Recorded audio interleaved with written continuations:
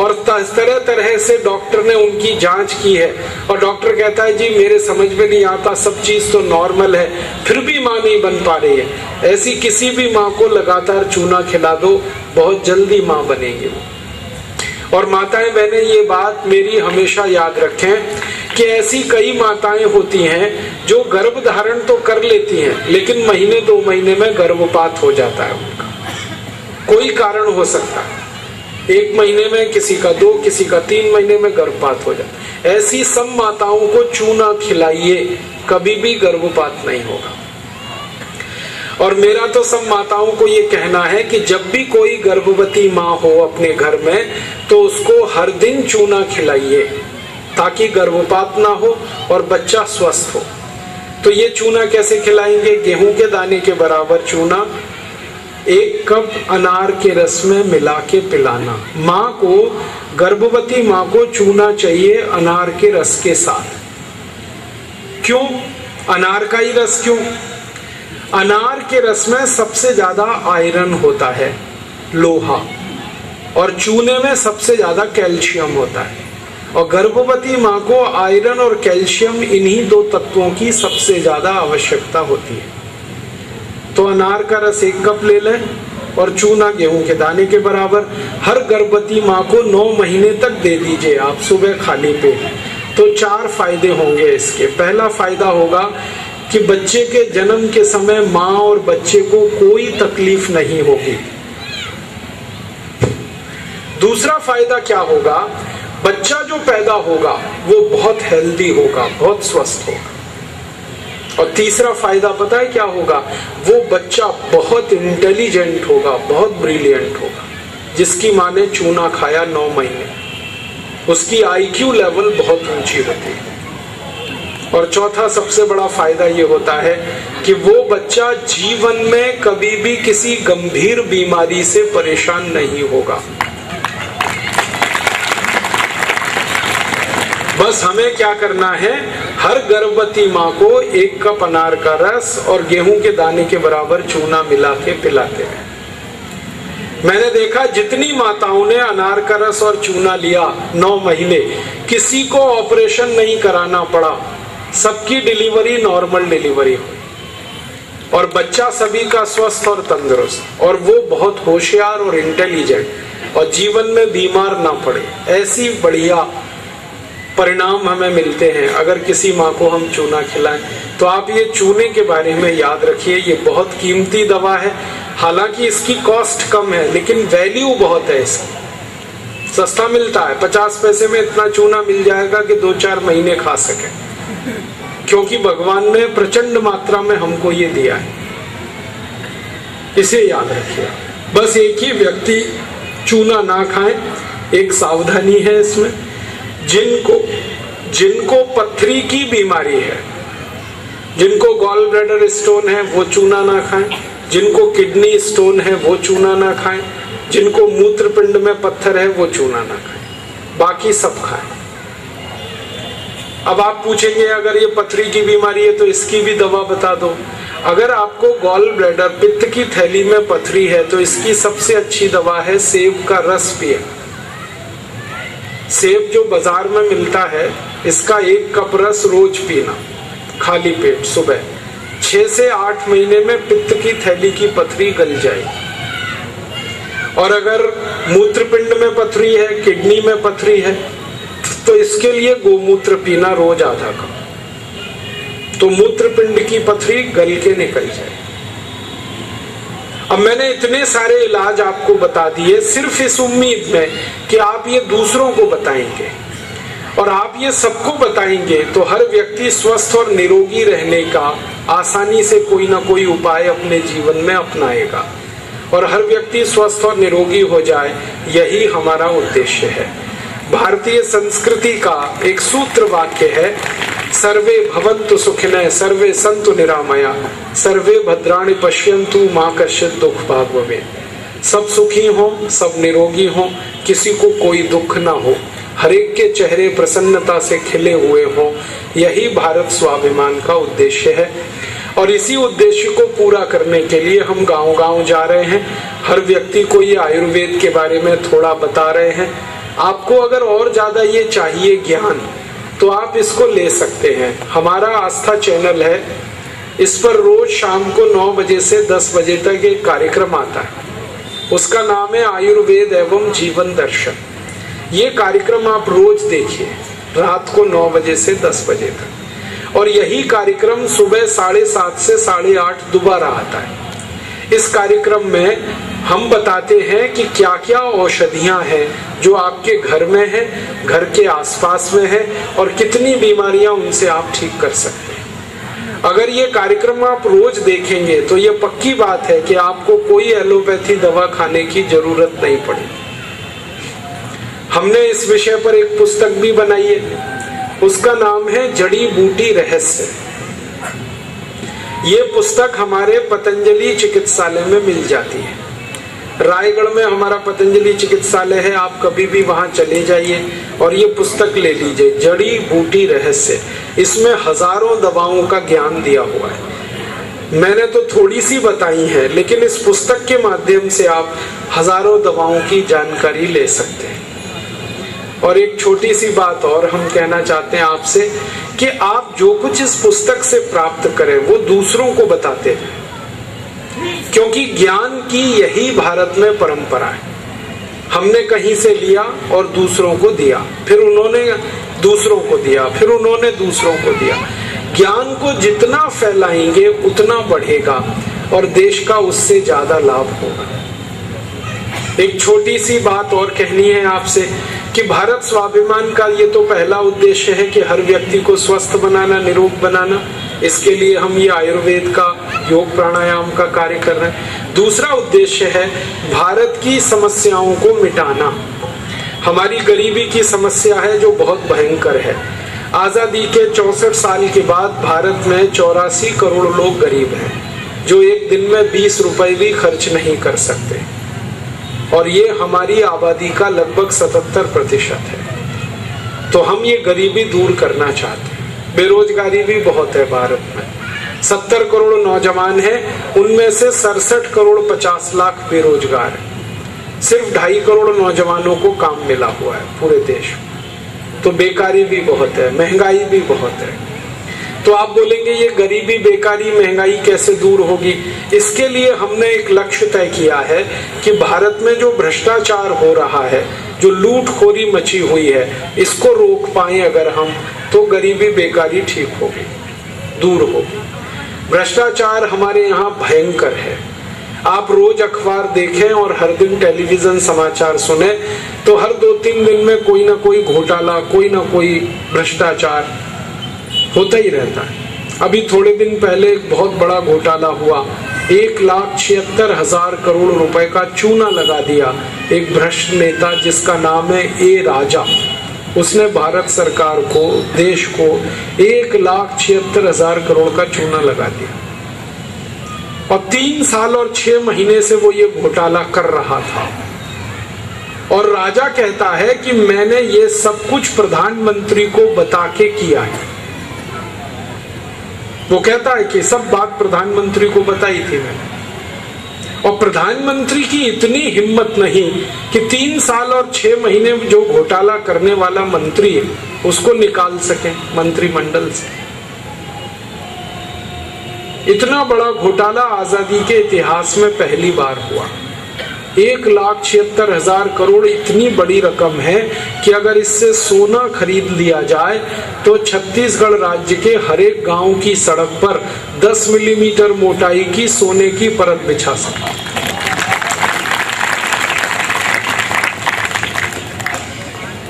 अगर 1,76,000 करोड़ का सोना खरीद लिया जाए तो छत्तीसगढ़ के जितने परिवार हैं, हर एक परिवार को 10 किलोग्राम सोना दान में दिया जा सकता है। 1,76,000 करोड़ की रकम तो आपको लिखने में भी तकलीफ आएगी, क्योंकि कैलकुलेटर फेल हो जाता है। इसमें कैलकुलेटर में 12 अंक आते हैं, इसमें 12 से ज्यादा अंक हैं। इतना बड़ा घोटाला। इसके पहले थोड़े दिन पर एक घोटाला हो गया, कॉमनवेल्थ खेल घोटाला, 77,000 करोड़ का। कॉमनवेल्थ खेल घोटाला इतना जबरदस्त है कभी तो हंसी आती है मुझे, ये कॉमनवेल्थ खेल क्या है? ये वो खेल हैं जिनको दुनिया के 71 देश खेलते हैं, और ये सारे 71 देशों को अंग्रेजों ने गुलाम बनाया था। तो ये 71 देश अपनी गुलामी को याद करने के लिए हर 4 साल में ये खेल खेलते हैं। दुनिया में ऐसे मूर्ख लोग देखे हैं जो गुलामी को याद करते हैं अपनी, और वो भी बहुत बड़े समारोह के साथ, भव्य समारोह करके गुलामी को याद करते हैं कि हाँ, अंग्रेजों ने हमें गुलाम बनाया था। उनकी महारानी, वो महारानी को ही बुलाते हैं ये खेलों के उद्घाटन। बिना महारानी के आए खेल का उद्घाटन नहीं होता। इस बार तो भला हुआ महारानी बीमार पड़ गई तो उसका बेटा आया, लेकिन बुलाया उसी के परिवार को जिन्होंने जिंदगी भर हमारे ऊपर लातें मारी हैं, गालियां दी हैं, हमको तड़पाया, परेशान किया। उन्हीं के घर खानदान वालों को बुला के कहते हैं झंडा फहराओ, खेल शुरू कराओ। ये गुलामी की गजब इंतहा है। और इन खेलों में महारानी आती है ना, उसके पहले उसका डंडा आता है, महारानी का डंडा, उसको कहते हैं क्वींस बैटन्स। अब अंग्रेजी में कह देते हैं क्वींस बैटन्स, हिंदी में उसका मतलब है महारानी का डंडा। वो आता है और 71 देशों में घुमाया जाता है। तो ये इस बार भी हुआ, महारानी का डंडा आया, और उसी में सबसे बड़ा घोटाला हुआ, क्योंकि महारानी का डंडा जितने रुपए में लंदन से भारत आया, उतने रुपए को मैंने जोड़ा तो उसमें 100 सोने के डंडे बना सकते थे। ऐसा घोटाला। ये कॉमनवेल्थ घोटाला तो विचित्र है। खेल आयोजन करने वाली समिति ने माइक किराए पे लिया, तो माइक का इतना पैसा दिया किराए का जितने में सैकड़ों माइक खरीदे जा सके। कुर्सी किराए पे ली तो इतना पैसा दिया जितने में हजारों कुर्सी खरीदी जा सके। एसी किराए पे लिया तो इतना पैसा दिया कि सैकड़ों एसी लगाए जा सके। और जिन नेताओं ने ये किया वो भी बेईमान, सुरेश कलमाडी एंड कंपनी, वो कहते हैं कि जी हमने कुछ गलत नहीं किया। सीबीसी का कहना है कि घोटाला हुआ, सीबीआई का कहना है घोटाला हुआ, controller and auditor general of India का कहना है घोटाला हुआ, और जिन्होंने किया वो कहते हैं हमने कुछ घोटाला नहीं किया। आंकड़े बताते हैं कि इस पूरे कॉमनवेल्थ खेल में 78,000 करोड़ रुपए खर्च हुए, और संस्थाओं का कहना है जो जांच कर रही है घोटाले की कि वास्तव में खर्चा 8,000 करोड़ का हुआ। 70,000 करोड़ रुपए तो नेता और अधिकारियों ने बंदर बांट करके खा लिया। ऐसे ये हमारे यहाँ घोटाले होते हैं। थोड़े दिन पहले और एक घोटाला हो गया, आदर्श हाउसिंग सोसाइटी घोटाला। भारत के कारगिल के शहीदों के परिवारीजनों के लिए घर बनाए और महाभ्रष्ट और बेईमान नेता वो घरों में कब्जा करके बैठ गए। शर्म नहीं आती इन नेताओं को। गैंडे की मोटी खाल से भी ज्यादा ये जो है ना बेशरम हो गए हैं। शहीदों के लिए, कारगिल के शहीदों के परिवारीजनों के लिए घर बन रहे हैं, उस पर कब्जा करके बैठे। बहुत मुश्किल है। और ये जो घोटाले रोज रोज होते हैं, अभी 2 दिन से पता चल रहा और एक घोटाला हो गया हमारे यहाँ, फर्जी का लोन बांटा जाता, फर्जी लोन, कंपनियां फर्जी, लोन फर्जी, और उसको शेयर बाजार में लगा देते हैं और पैसे ले दे के, घूस ले दे के ये सब चलता है। ये सारे घोटाले करते क्या हैं? आपके खून पसीने की कमाई का पैसा, मेरे खून पसीने की कमाई का पैसा, इसको लूटा जाता है। और ये घोटालों को देखकर अब ऐसा लगता है कि भारत में लोकतंत्र नहीं, लूट तंत्र चल रहा है। जिसको देखो वही लूट रहा है इस देश में। और ये घोटाले पिछले 64 साल से चल रहे हैं। आजादी मिली 15 अगस्त 47 को, उसके थोड़े दिन बाद ही एक बड़ा घोटाला हो गया, जीप स्कैंडल। जीप खरीदी गई लेकिन कागज पर, वास्तव में नहीं। पैसे दे दिए, जीप नहीं आई, और उसका नुकसान उठाया भारत की सेना। पिस्तौल खरीदी गई सेना के लिए, एक बहुत बड़ा स्कैंडल हुआ था, पिस्तौल स्कैंडल, चेक पिस्टल स्कैंडल। उसमें पिस्तौल खरीदी कागज पे, वास्तव में नहीं आई, और उसका नुकसान हुआ। भारत की सेना को चीन से पराजित होना पड़ा 1962। क्योंकि बंदूक नहीं थी, पिस्तौल नहीं, वो कागज पे खरीदी गई। और ऐसे घोटाले होते ही रहे, कभी नागरवाला स्कैंडल, कभी मुंदड़ा स्कैंडल, होते ही रहे। हमने इन सारे घोटालों के आंकड़े इकट्ठे किए और दस्तावेज, तो पता चला कि अब तक 64 साल में 340 लाख करोड़ रुपए के घोटाले हो चुके हैं। 64 साल। और ये सारी रकम भ्रष्ट नेता और अधिकारियों ने लूटकर विदेशी बैंकों में जमा कर रखी है। इस रकम का 280 लाख करोड़ रुपए तो स्विस बैंकों में जमा है और 60 लाख करोड़ रुपए पनामा, सिंगापुर, हांगकांग, ताइवान आदि देशों की बैंकों में जमा है।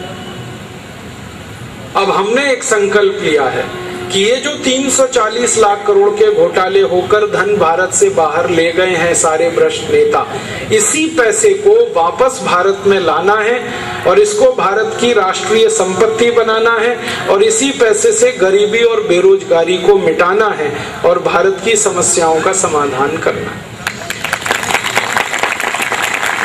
आप पूछेंगे ये धन कैसे वापस आ सकता है? इसको वापस लाने के 3 रास्ते हैं।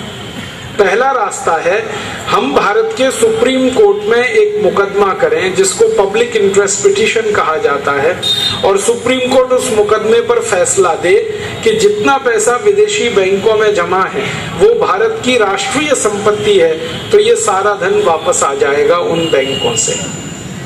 दूसरा रास्ता है, भारत के संसद में एक प्रस्ताव पारित कराया जाए और उसमें यह कहा जाए कि जितना धन विदेशी बैंकों में भारत से लूटकर भेजा गया वो सारा भारत की राष्ट्रीय संपत्ति है और संसद ये प्रस्ताव पास कर दे तो भी ये धन वापस आ जाए। और तीसरा और आखिरी रास्ता है कि हम भारत देश की तरफ से संयुक्त राष्ट्र महासंघ के साथ एक संधि करें, एक समझौता करें और वो समझौता इस 340 लाख करोड़ रुपए के बारे में हो तो संयुक्त राष्ट्र महासंघ खुद इस पैसे को हमें वापस दिलवा सकता है, क्योंकि उसका डंडा दुनिया के सब देशों पे चलता है। दुनिया के 70 देशों की बैंकों में ये पैसा पड़ा हुआ है। संयुक्त राष्ट्र इस पूरे पैसे को दिलवा सकता है और इसी संयुक्त राष्ट्र ने अभी थोड़े दिन पहले अमेरिका को ऐसा पैसा दिलवाया। अमेरिका में भी घोटाले होते हैं और उनका पैसा भी विदेशी बैंकों में, स्विस बैंकों में जमा था। तो बराक ओबामा ने अपने देश की तरफ से संयुक्त राष्ट्र से संधि की और 780 अरब डॉलर उन्होंने वापस ले लिया स्विस बैंकों से। और बराक ओबामा अगर ये कर सकता है तो हम भी कर सकते हैं। तो हमने भारत स्वाभिमान की तरफ से एक संकल्प लिया है और उसी के तहत सुप्रीम कोर्ट में एक मुकदमा दाखिल करवाया है और हमारा मुकदमा भारत के सबसे मशहूर वकील राम जेठमलानी ने किया है। और खुशी की बात है कि हमारा मुकदमा स्वीकार हो गया है और सुप्रीम कोर्ट ने सरकार को नोटिस दिया है। इस मुकदमे पर सुप्रीम कोर्ट ने सरकार को कहा है कि जल्दी से सरकार सुप्रीम कोर्ट को ये बताए कि दुनिया के किस देश की बैंकों में किसका कितना पैसा है। अब सरकार ने सारे अधिकारी भेजे हैं 70 देशों में, 34 देशों में धन का पता चल गया है, 36 देशों में पता चलने की कार्यवाही चल रही है। 1 साल के अंदर ये पता हो जाएगा और सुप्रीम कोर्ट में सारी जानकारी आ जाएगी। तब हम सुप्रीम कोर्ट में ये अपील करेंगे कि सारे धन को भारत की राष्ट्रीय संपत्ति घोषित कर दिया जाए और ये पूरा पैसा वापस मंगा लिया जाए। हमें उम्मीद है कि हम ये कर पाएंगे। आप सबका सहयोग रहे, ईश्वर की कृपा बनी रहे और सद्गुरुओं का आशीर्वाद रहे तो ये बन जाए। तो अच्छी बात है, वो विरोध ना करें तो प्रस्ताव पास हो जाए।